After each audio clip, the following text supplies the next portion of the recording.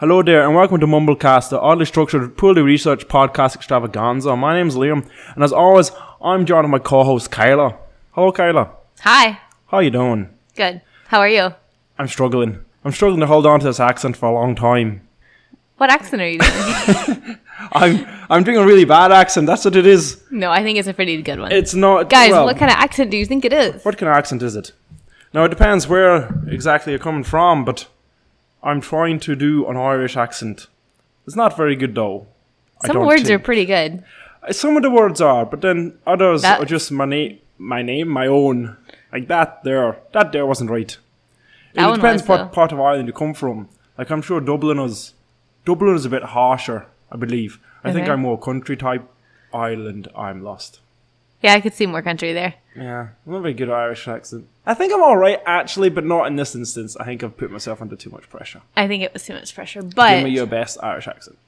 I don't have one. Say, hello there, darling. No, you didn't say darling. Say, what's the crack? What's the crack? What's the crack? I can't roll my R's. Oh, okay, that's going to be a struggle. Yeah. Yeah. Say, top of the morning to you. Top of the morning to you. I think, so Americans, like, for morning, you guys use a lot of your lips, and that's hard to transfer into the morning. Morning. Top of the morning to you. Yeah, that's pretty good. Thanks. Yeah, good job. All right, so why are we doing Irish accents? Because it's almost St. Patrick's Day. It's almost St. Patrick's Day. So today we're going to talk a little bit about St. Patrick, the life of where St. Patrick's come from, or what's the whole story behind St. Patrick, and then a little bit about the modern take, or the modern celebration behind and just St. some Patrick's interesting facts about it. All the fun stuff. Exactly. All right, well, in that case, let's get ready to mumble. I towards the end tried to do it and then gave up. I'm going to listen back and hear. So what do you know? I can't do it because it's going to put me off and everybody else listening to this. What do you know about St. Patrick? I know he's the patron saint of Ireland. He is the patron saint of Ireland. I know that he introduced Ireland to Christianity. Mm-hmm. Yep. I know that the day we celebrate it is his assumed the day he died. Mm-hmm. And that's about it. That's pretty solid. I mean, I don't know if he introduced Christianity to Ireland, but he definitely helped spread it and convert it and do a whole bunch of stuff like that. But yeah, then the rest, 17th of March, sometime in AD, I think they believe it's 1467 or something. Mm-hmm. AD was when he died, and that has now become the St. Patrick's Day. What does AD stand for again? After Dominicus or something? I don't remember. I never know. Yeah, because BC is before Christ, and I always forget what the AD stands for. And I always get confused when I hear AD, because people don't always say AD, but I guess when it's like 200 AD, you kind of have to specify, because a lot of people do get confused with BC. It means Anno Domini, in the year of the Lord. So the year Jesus was born. Since Jesus was born. Okay, there we go. And I think that's why you have, like, is that not something to do with, like, year zero wasn't counted, so really we're not, am I saying this wrong? Something like, you know how we're actually in the 22nd century, or the 21st century, and really it's only 2000s, it's something to do with, we didn't count it right when Jesus was born, because we counted from 1 rather than from 0, and then we changed all the centuries or something in accordance, I can't remember. That sounds familiar. Yeah. Anyway, enough about Jesus. St. Patrick. So, St. Patrick was actually born in Britain. That was my interesting fact for you. Oh, yeah. So that's basically the first thing a lot of people say. Yeah. I don't know if they specify where exactly in Britain, but they just know it was in Britain. A lot of his early life and even the date he was born is a bit up in the air. No one's quite sure. There is a book which some claim is his sort of biography, which details some of the more intricate details that people got him from, but this is 2,000 years ago. You can never be quite sure. It definitely wasn't written in English, so... Yeah. Who knows how it's been converted and blah, blah, blah. Similar to the Bible. He was born, they say, the late 4th century, so 400-something AD, maybe that'd be the late 300 because it's the 4th century. Yeah. So it'd be 387 AD type, something like that. And he wasn't actually born Patrick. He was born something else, and I don't have it here. I think it's Mavwe Succumbut. Now, different sources say different things. Some people say he was born Patrick or Padrig or something, which is a version of Patrick. But if he's not come from Irish ancestors, it's unlikely he would be called Patrick, since it's quite an Irish name, I believe. So it could have been a number of different things. I'm not 100% sure. But there was a source I found that it was Mawney, Mawin, Succubat, or something like that. Sources say that he came from a family of priests. Okay. Christian priests. I'm not 100% sure about this either, because there was another fact that said his family were just ordinary people, and he grew up a bit of an atheist, or what would be considered now an atheist, or they would have said pagan back then. Yeah. His information, we'll say, suggests that he was kidnapped. So a group of druids, Irish druids, came through his city, or his town, it would have been at the time, and they kidnapped him at the age of 6, and they took him back to Ireland. I did read that. And then he, looked after animals or something. Potentially. I don't remember hearing about animals, but it could be. Yeah. So I've got the name here. So it's Maewynsuscat. So he's listed as the name Maewyn Succat. I don't know. Okay. Yeah. So we'll find out later why he becomes Irish. Anyway, so at age, let's say 16, that makes more sense. Age of 16, he was kidnapped by Irish pirates and the druids at the time, and they were taken back to Ireland to be a slave.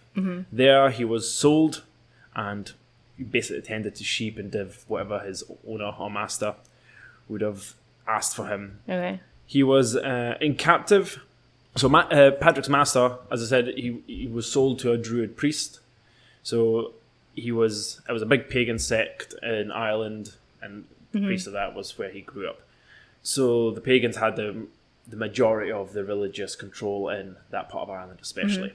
Just to be sure everyone is aware, we're talking about mainland Ireland, not Northern Ireland. Yes. I don't think it is Northern Ireland yet. I don't think that separation has happened, so I think it's still the whole island, but I'm not 100% sure of when that happened. So Patrick was enslaved for 6 years for 6 years in captivity, and during this time is when he became devoted to Christianity.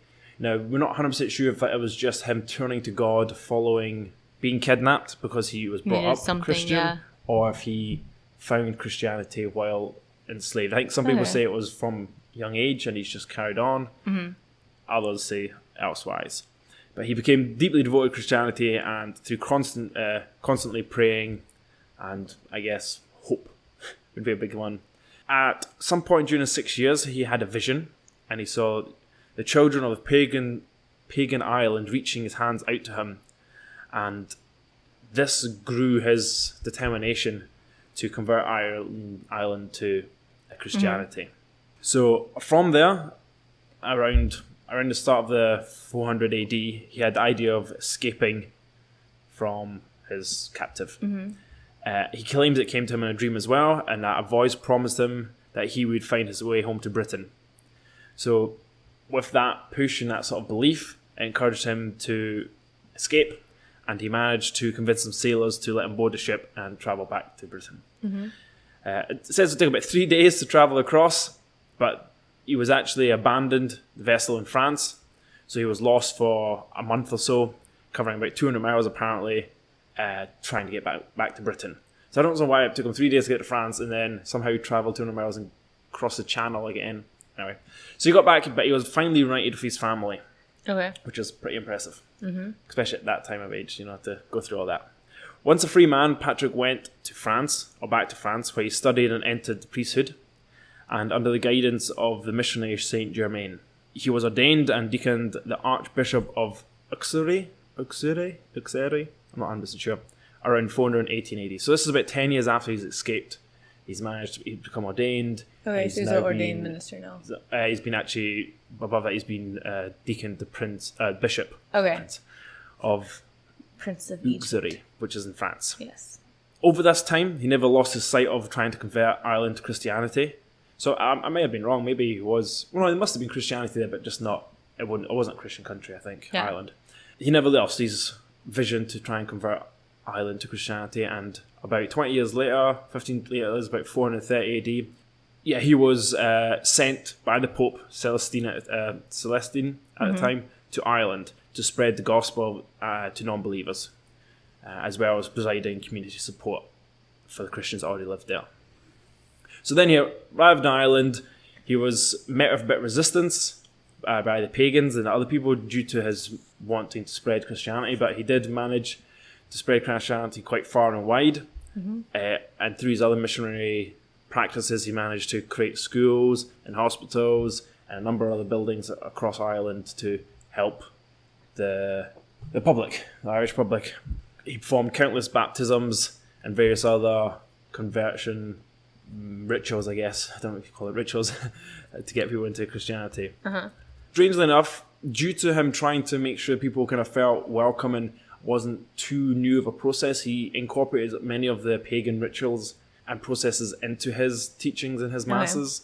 So it wasn't a complete shock to the system, and it was a nice way to introduce them from their beliefs, leading them into the Christianity. So it wasn't just, hey, this is the Roman, this is Christianity, this is what we do. He didn't just throw them and was like, you have to. This is the path. Yeah.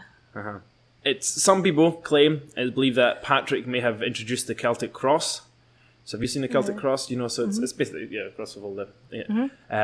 What it says here, which has combined a native sun worshipping symbology with the Christianity cross. So that's a mixture of the pagan and the Christian kind of symbolism.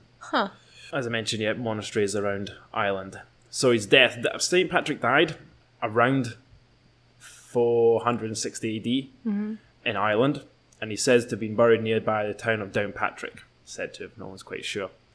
So he was recognised as the patron saint of Ireland soon after, so it would have gone through a couple of bishops and they would have to have named him as patron saint. And it is noted, and a lot of his writings and his work has been put together in an autobiography, which I mentioned, which is called Confessio. Yeah. And the letter to Corticus, which I'm not sure what that is. There's, I think, a number of legends have sort of been built up from what he is. I read some about some of those. Talk about them in a minute, I think.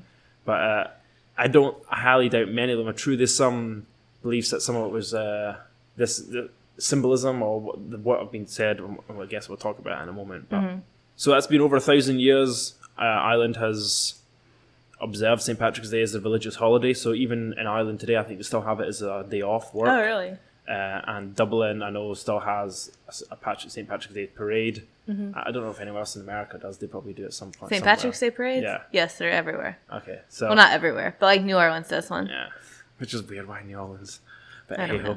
And I think that's about it for his life. So he spent, it says, about 60 years plus, half of which he was kind of living either captured or back in Britain, and then he got ordained, and then he spent the last about 30 years, they believe, of his life converting people or introducing, as you said, Ireland, more of Ireland to Christianity and its beliefs, which obviously stuck because Ireland is a very Christian country even to this day. And yeah, it's obviously been a big topic of a number of different incidents happening in Ireland over the years, as I mentioned earlier, about Northern Ireland, Republic of Ireland disputes and lots of bad stuff, but that comes with all religious beliefs and contrasts. A couple of things that they say about him that aren't true. Oh, well, could be true, but no one's quite sure. That he introduced the Holy Trinity through the three-leaf clover. Through the shamrock. Yeah, I read that one. So I don't know if he's like saying, oh, because you found shamrock there, and he was like, okay, well, these three leaves represent the Father, Son, and Holy Spirit, or the Holy Ghost, depending on who you are, what part of Christianity you follow. Which I guess you could do if any three-pronged attack. You know, it's a cross, essentially. I mean, are shamrocks like more common or like three-leaf clovers more common, like very common in Ireland? I don't know.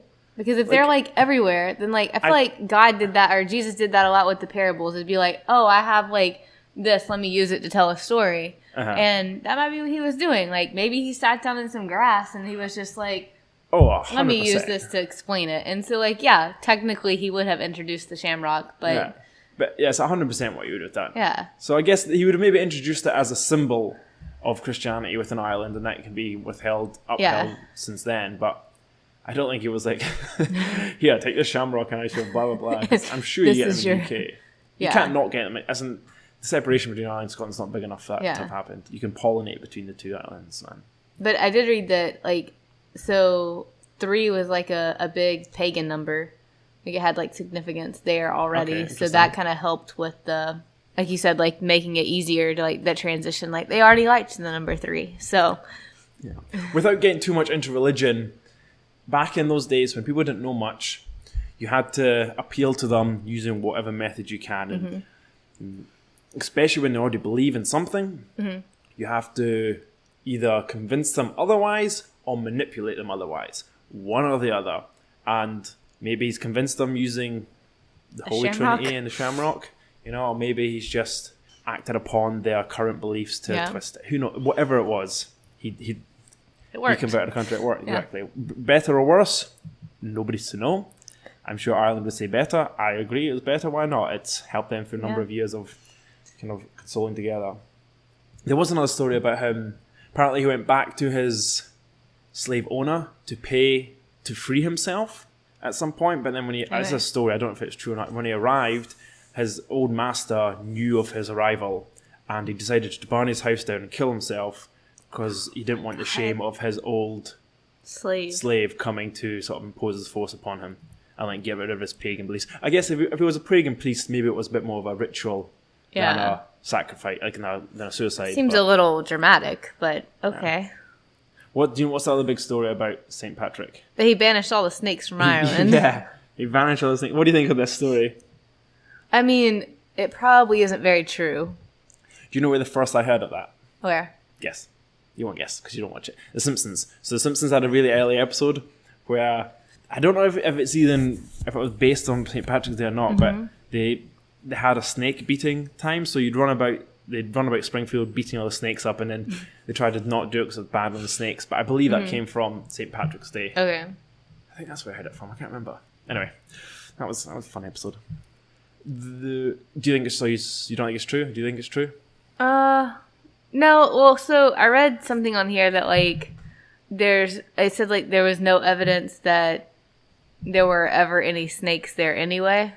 So that could just be what it was. And then like the whole thing with him is like he was on this 40-day fast and the snakes attacked them, so he chased them off a cliff or something like that. And I'm just like, all of the snakes in Ireland attacked him during this 40-day feast. So fast, not feast. I can tell you that we do have adders in Scotland, which are a grass snake that I've never seen, but I've been told that they do exist in Scotland. I'm assuming England and Ireland are the same, but I don't know for sure. Okay. I can say there's thought that what they mean by that is the snake and the nature of the snake is thought to be, well, not necessarily, but thought to be quite a pagan symbol. So the believers he's getting all the snakes out of Ireland is getting like all the pagans out of Ireland. Which would make more sense, I guess. But it's quite a nice thought process for people who live somewhere with snakes.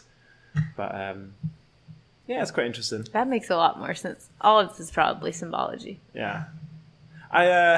Did you find anything about him and animals? You said him and animals. Oh, just like how he was like taking care of the sheep and stuff. That's what I meant. Oh, okay, yeah. Okay, that makes sense. Yeah, he was like the animal caretaker. We didn't mention when he got his name, Patrick. So in Christianity, I know in Catholicism, when you do confession, you do communion, and you do confirmation. Okay. So communion is what you do. Communion is not pretty important, but when I grew up, like you first get introduced, you do confession, and then you get introduced to doing communion, which is taking the body and bread of Christ, body and blood of Christ, and then you have confession. Not 100%. That's when you start doing communion. When you do confession, not confession. Fuck. Confirmation. Thank you. And I don't think they do that in normal Christian. I think it's just Catholicism. Yeah, I don't know any of this. Okay, so maybe it's not this, but I know at that point you tend to take a religious name. Like, okay. So in church you would say, okay, you choose a saint and you name yourself after that saint. So for example, I chose Hugh, Saint Hugh. My brother chose Maximilian Kolbe. My little brother chose Saint Francis. Okay. So I don't know if that was when he adopted the name Patrick, or if it was some similar process. Going to Christianity, choosing a Christian name rather than Manwith, Maywith, or whatever it was. Yeah. Which just sounds like quite a Welsh name, actually. But wait, so then do you always get called that? Well, I'm sure in the past that might have held, and if I went into, where did they go when they become a priest? Seminary? Yeah, if I went to seminary, they might refer to me as Father Hugh rather than Father Liam or something. I don't know. I really don't, because I didn't follow that. I doubt it. Maybe they would have. I don't know. In a Catholic one, they might have. I'm not sure. But I just know that's a process. So that could have been St. Patrick. That might have been where he got his name. Cool. But yeah, he only adopted that once he enveloped Christianity. There's something else I wanted to say. Can't remember. All right, tell me about how St. Patrick's Day is now celebrated. Because obviously it's not even just about St. Patrick now. It's more about drinking and having fun. Well, it's almost like a celebration of Irish traditions, isn't it? Yeah. Which is drinking and having fun. Exactly. So I read somewhere that like at some point it gave them like a day where alcohol was not like I'm going to get this wrong. It wasn't that it was banned, but it was... Well, I do know that it's in the middle of Lent, so a very Christian country, it might have affected that somehow. I don't know if people necessarily give up alcohol for Lent, but obviously not nowadays. Yeah, I know. Huh. So we don't, obviously, in Scotland we don't celebrate St. Patrick's Day. Even in Ireland, they don't celebrate it that much anymore. It's definitely been taken over by people of Irish heritage in different countries. Like here? Like right here. Yeah. Okay, so historically, yeah, the restrictions on Lent restrictions on eating and drinking alcohol were lifted for the day. So it encouraged people and like propagated the holidays tradition of like alcohol consumption and all of that. That's interesting. Yeah. That's really interesting. I didn't know that. Yes. Huh. So usually like you go to church or in the past, like in like traditional Irish celebration, like Christians who like were like a part of like very active in the church, they'd go to a church service or whatever, then like the Lenten restrictions were lifted for the day. And so you got to just eat, drink, and be merry. Huh. That's pretty good. Yeah. I mean, if that's actually true, does it say when that was kind of enforced? No. Huh. Well, so it's officially like started in the early 17th century. So like this is like early on. Yeah. Okay, but even the 17th century is not that early on. Yeah. And considering this was done. Yeah. But even so, I think it's hard for things to be adopted when the country it's just a couple of villages. It's not massive. I bet there's less than 500,000 people in Ireland at that point. Probably less than that. Yeah. Less than 100,000. You know, so it's not many people really. So it's hard to push traditions, especially at that point. And then we have fighting and all that other stuff. You probably in points of fighting, you'll push tradition more, and all these things kind of come out. So maybe around 1700s when there was a lot of issues going on there. Well, actually, 1700s. That would have been after. That would have been 1600s. Yeah. 17th century. I'm trying to think what happened in 1600s. So much. So what sort of celebrations happen in America? Parades and parties, and you wear green, and you get pinched if you don't wear green. I don't know where that came from, but I wish it wasn't a thing. Yeah. Because that's pinched. Really annoying. Yeah, that's nothing. I haven't had that until I came here, about the pinching. Yeah. No idea. But wearing green, yeah, okay, sure, that's quite well known. But you know, actually, St. Patrick was initially related to the colour blue. And only after, I don't know when exactly, it was more adopted because of how Ireland can relate to green with it being in the flag and the colour of like the ground and all that sort of stuff, the grass and the shamrock and all that sort of stuff. That makes sense. Apparently it says here, I'm reading something else, that the shamrock wasn't actually introduced as a symbolism for Ireland until 1684, where an English visitor wrote somewhere that they superstitiously wore shamrocks and that they occasionally would eat them, claiming that they'd make their breath smell sweet. So I don't know if that was just like someone actually abusing them, like calling them out on something stupid, but so Irish tend to go around drinking green Guinness, green beer in general. Have you ever seen the green Guinness? Have you ever had a Guinness? Yes, I have. I went to the Guinness brewery and got to... I did not pour one because I didn't want to drink it. Oh, okay. But I went. Oh, that's quite good. So you didn't actually drink it, but you had some. Yeah, I mean, I tasted it, but I didn't like it. It's not that bad. Some people really love it. I'm indifferent because I'm indifferent to all. I don't really like it. I think as far as beer goes, it's a lot nicer than a lot of beers. Really? For me. As in, it's got a flavour to it that's not just a taste of like a Miller or like just a beer. Yeah. I don't know. What do you think of leprechauns? Do you know there's no female leprechauns? I didn't know that, but I know I've never seen a female leprechaun. You've never seen like a cartoon female leprechaun? No. I have, but they don't exist. Actually, there was a movie. You know what? I've got a really bad thing to tell you. Leprechauns don't exist. Well, okay. Well, there was a movie called Luck of the Irish. It was a Disney. Yes, it was a great movie, and it was a Disney Channel original movie. And the kid, Carry on. The kid, played basketball or whatever, and then found out his mom, was from Ireland. Well, they knew they were from Ireland, but something happened, where this curse came back or whatever, and she, shrunk down into a leprechaun. Okay. And then the best line of the movie was, he was like, "You mean I'm a leprechaun too?" And she's like, "And what else would you be?" It was great. But anyway, this mean leprechaun came and tried to destroy the basketball game, and he had to win, and it was a big deal. Oh, it was all based on a basketball game? Yes. Oh, wow. And some kind of coin. They had to get the coin back. Had to get the coin, fill in a pot of gold at the end of a rainbow. Yes. But she was a leprechaun. Well, I guess you can't. Well, I guess why wouldn't you? They must come from somewhere. Yeah. Yeah, I don't know where that hope comes from, but I don't even going to get into it. But so what was the last thing you did physically that you remember doing for St. Patrick's Day? You ever been out for it or? No, not really. I mean, when I was teaching, I would do fun stuff with my kids, but that was pretty much it. Why? Huh? But I mean, why is that pretty much it? You just don't have any. Because you don't have any Irish in you, so I suppose. Yeah. Nothing comes from it. Nobody really had a party. Last year I was in Japan. The year before, nobody really had a party. Who is Irish? No one has Irish parties. People always go out to drink. No one comes in to have an Irish party. How do you have an Irish party? I don't know. You buy a bunch of green stuff. If you've not seen Target lately, there's green stuff everywhere. You can have a party. Though. I was like, who's having a St. Patrick's Day party? I don't know. But I did buy a lot of it. Not the party stuff, just the decoration stuff. Okay. Well, I mean, I don't know a lot about that. I didn't know St. Paddy was born in Britain. I didn't know his name wasn't Patrick to begin with. St. Paddy apparently really pisses off Irish people. You should say full St. Patrick, apparently. Okay.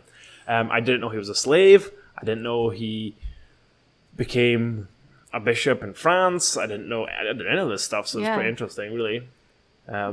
I guess the 30 years of his life, I'm sure he's done other things and said other things, which is quite interesting. You should maybe look into it more. Mm-hmm. But yeah, what other do you know the patron saint of Scotland? No. Oh, who is it? Patron saint of Scotland, St. Andrew, and his day is the 30th of November. So why is that not a thing? Because maybe a couple of things, I think. One, I don't think he probably impacted Scotland the same way he did. And Scotland, although is a Christian country, it's not really the same way Ireland is. Mm-hmm. Ireland's quite a strong Christian Catholic country compared to Scotland, which is tainted by England, tainted by a bunch of things that means we're not quite it. Yeah. But he is said to be the reason why we have the saltire. So the saltire is what we call our flag. Mm-hmm. And he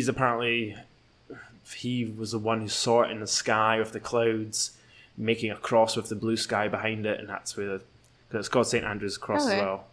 Oh, the cross is called St. Andrew's Cross, it's called the Saltire, blah, blah, blah. So many different names. England. Do you know who the England patron saint is? No. It's St. George. Don't know what day that is. I think it's the 23rd of May or something. But I'm going to try and find it now, so I'm not... I should I know? I don't know. Should I know where the patron saint of England is? No. I don't think so. Again, another one we don't celebrate. Whoa.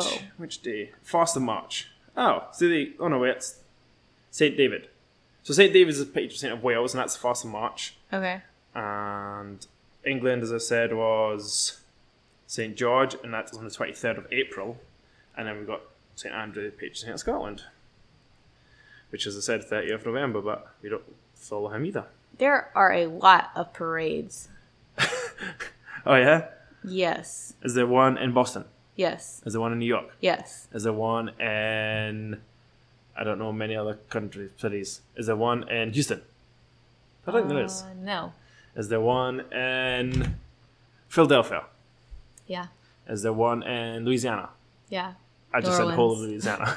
The whole of Louisiana is a big parade. No, okay. Morristown, New Jersey, New Orleans, Buffalo, New York, Savannah, Georgia, Carbondale, Pennsylvania, New Haven, Connecticut, Cleveland, Ohio, Milwaukee, Wisconsin, Chicago, St. Paul, San Francisco, Atlanta, Scranton, Pittsburgh, Kansas City. I don't even know how to say that word, so I'm not going to do it. Denver. Don't say a word. It's American. I don't care. Okay. Rolla, Milwaukee, Baltimore, Bay City, Detroit, Pearl River, Cincinnati, St. Louis, Norfolk, Washington, D.C., Louisville, Kentucky, Indianapolis, Lexington, Peoria, San Diego, Columbia, Alexandria, Worcester, and New London. That's lots of them. And it's all in that one sort of area where all the Irish are. And a lot of places dyed their fountains green. Fountains, rivers, Chicago. lakes. Yeah. Did Chicago not put a bunch of green ducks in that river that runs through Chicago? Well, they also dyed it green. Yeah. I remember seeing that one on the TV before. I wonder if Amsterdam dyes the canal green. That'd be Why would Amsterdam do it? I don't know. They don't care about Ireland. They hardly care about themselves. They like to party. They do like to party. That's why. We like to party. We like. But this White House fountain is dyed green. That's kind of cool. Yeah. Have you ever had green milk? Green anything? Green eggs and ham. You can do that. You can dye them. If you put a wee hole in them and then put the green dye in, you can make green eggs and ham. This was scrambled eggs, so they just I think they just squirted the dye in it. It was disgusting. I didn't eat them. They just are served. If you put too much in, then it changes the flavor. Yeah. But it's even if you do it looking at it, and it tastes exactly the same. You still think it tastes weird because it's green. Yeah. It's odd when they do that. Even so when you do Easter eggs or whatever, and you dye them. Mm-hmm. And then after you search for them, you can break them open and eat them. And some of them have the lines from the dye. That still just kind of freaks me out. Also, they've also been sitting out for hours, so that also freaks me out. Yeah, I guess. What if I tell you it's just a wee baby chicken, a wee placenta that's not been sterilized? Sterilized? No, fertilized. That's what you're eating. It's a wee baby. Yeah, that's fine. That's fine, but you get weirded out by a bit of ink. Yeah. Oh no, it's been sitting out. The sitting out part. I don't want to get sick. All right. Do you have anything else to say about St. Patrick's? No. Yeah, neither do I. But I like the tradition. I think Irish. It brings good name to Irish. Oddly enough, Irish are well thought of around the world. Mm-hmm. Not quite sure why, but they are very happy folk from the most part that we hear and see, or at least it comes across that way. Yes, and it's a good way to get Irish traditions out there. It is. I do have one. So, do you know what the St. Patrick's Day test is? I do not. What's St. Patrick's Day test? It's an international rugby league football match that's held between the U.S. and Ireland. When? And on March 17th. No, it's not. Yeah. It's not. To coincide with St. Patrick's Day. So this weekend you got the Six Nations. So the Six Nations are still running, and that runs every year at this time. So I don't think that ever happens. Google St. Patrick's Day test, known as the Donnybrook Cup. But Ireland are playing, England or something on Saturday. It first started in 1995. I'm pretty sure this is not. So remember do you remember what the Six Nations was? Yeah. What's Six Nations? We spoke about it a couple of weeks ago. Yeah, and Ireland's going to get the stick again, or the wooden spoon again. No, Ireland won't get the wooden spoon. Italy will get the wooden spoon again, most likely, yes. Okay, I think that it stopped in 2012. I'm surprised it even took that long, yeah. Because this Saturday, the 16th, Ireland is playing Wales. Okay, so it stopped in 2012, but it was this ongoing match. Okay, I can believe that, actually. Especially when you had the Five Nations. Which was when, do you remember? 2011. I think it was 2003, but it could have been. I can't remember exactly myself. But I think it was early 2000s. But either way, so maybe it was before then, and then maybe pushed it back. But and maybe the Six Nations started earlier, which I'm not sure about. But either which way, that's quite interesting. Mm-hmm. I did not know that. That's my only interesting fact. I just saw rugby and thought she'd be interested. I'm interested in that. That's good. Because remember, there was 3 different cups or 4 different cups from England versus Ireland and Scotland versus England and England versus France. All those weird ones. Can't remember half of them. Can remember the Calcutta Cup. All right. Well, that was interesting, actually. That was very interesting. Shorter, guys, but interesting. Let us know what you've done for your St. Patrick's Day. Send us a picture of you in your green outfits. Send us a pinch or a punch. You have the pinch and punch emojis. Well, it's just pinch, not punch. There's a punch emoji. But it's not. But you don't punch anybody, no. Don't go punching people. Do you have pinch and punch first of the month? No. So in Britain, for some reason, they say if it's first of the month, you go pinch and punch someone. First of the month, I don't know why. Anyway, send us a picture of you in your green gear, or with any other Irish pictures if you've ever been to Ireland. Mm-hmm. Anything else they should send us? Nope. No. At the MumbleCast Instagram, at the MumbleCast Twitter, themumblecast.com website. We got anything else? No, I think that's it. All right.